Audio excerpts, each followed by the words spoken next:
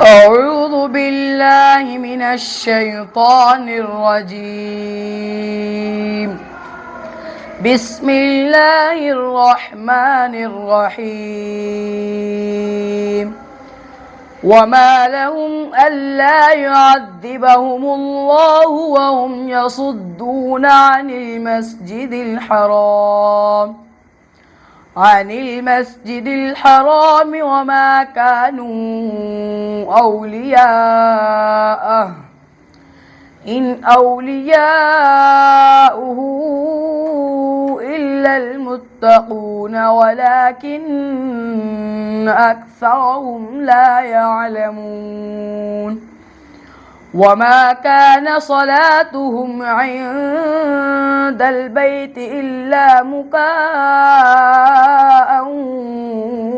وتصدية فذوقوا العذاب بما كنتم تكفرون. إن الذين كفروا ينفقون أموالهم ليصدوا عن سبيل الله فسينفقونها ثم تكون عليهم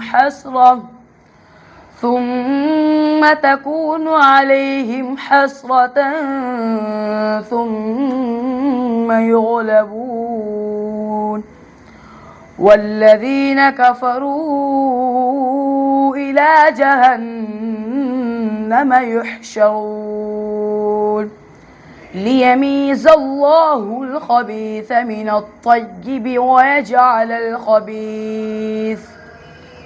ويجعل الخبيث بعضه على بعض فيركمه جميعا فيجعله في جهنم أولئك هم الخاسرون.